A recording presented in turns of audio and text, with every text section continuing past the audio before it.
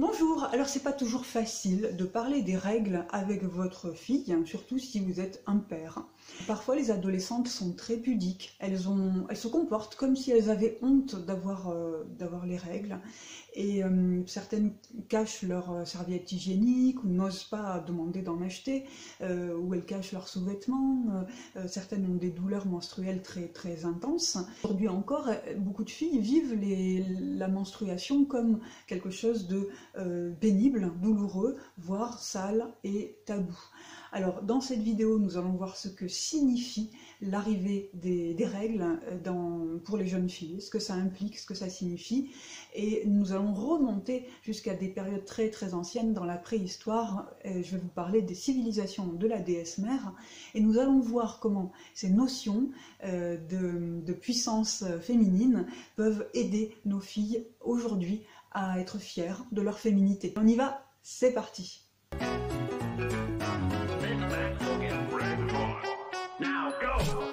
La puberté marque le début de l'adolescence, avec une transformation physique, hormonale, la transformation du corps, les règles bien sûr, et les changements d'humeur liés à ces transformations. L'arrivée des règles signifie pour les jeunes filles « je ne suis plus une petite fille, je deviens une femme et capable ». Physiologiquement, bien sûr, physiologiquement, capable de donner naissance à un enfant.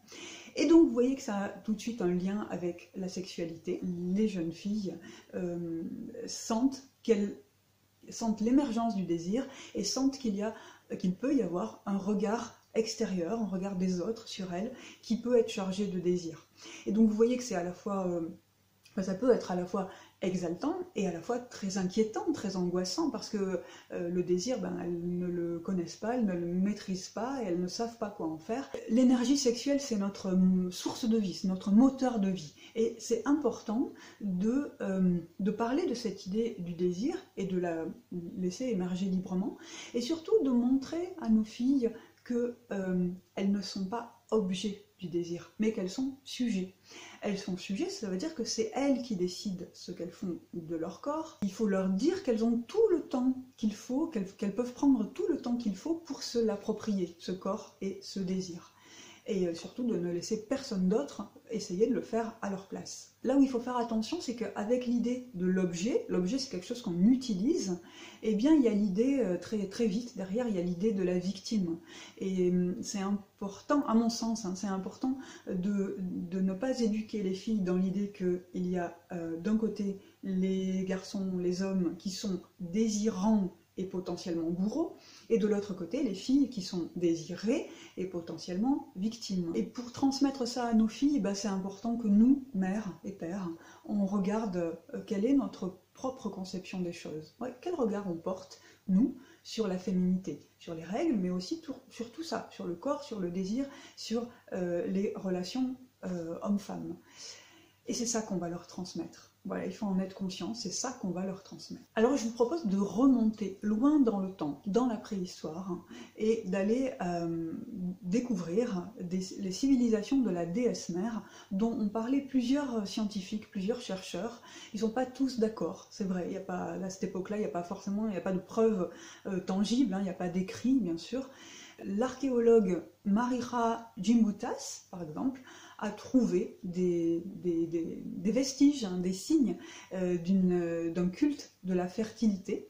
Et le célèbre historien des mythes, Mircea Eliade, a aussi décrypté dans les mythologies la place de la déesse, et donc la place du féminin et des femmes dans notre mythologie collective. Ces civilisations de la déesse mère, elles auraient existé à l'époque du paléolithique et du néolithique dans plusieurs civilisations, dans l'actuelle Inde, l'actuel Iran et au Proche-Orient. Et donc dans ces civilisations, on a relevé des traces de culte de la fertilité, de culte de la terre-mère. La terre et le féminin, les femmes, étaient célébrées pour leur qualité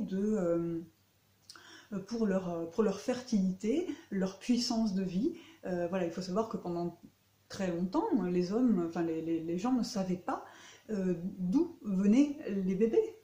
Donc ils pensaient que c'était les femmes qui les créaient. Pas le lien entre l'homme, le père, et le bébé, puisque c'était la femme qui donnait naissance. Donc c'était un pouvoir extraordinaire pour les humains de voir que la femme donnait naissance à des enfants. C'était un pouvoir extraordinaire qui était célébré donc à travers ces cultes de la fécondité et de la fertilité. Et puis des civilisations patriarcales vers 5000 ans avant Jésus-Christ ont éradiqué ces civilisations et ont imposé le patriarcat que nous connaissons aujourd'hui. Donc aujourd'hui, le patriarcat est remis en question, la domination en tout cas patriarcale est remise en question par plein de mouvements que vous connaissez. Comment vous, parents, vous pouvez aider vos filles à utiliser cette notion de puissance du féminin dans l'éducation des filles et des garçons. Vous pouvez faire des recherches sur internet, Ginguttas, Mircea Eliade, vous pouvez faire des recherches sur ces civilisations de la déesse mère et aider vos filles à se reconnecter à ce féminin puissant, ce féminin créateur. Bien sûr, je conseille de parler des règles très tôt aux filles, très tôt, vers 10 ans, voilà, essayez de faire en sorte d'en parler avant que ça arrive. D'en parler aux filles et aussi d'en parler aux garçons, pour qu'il n'y ait pas de tabou dans la famille, pour que les garçons sachent ouvertement, sans qu'il y ait de jugement et de dégoût, de mise à distance, mais que les garçons sachent que les filles ont les règles, tout simplement.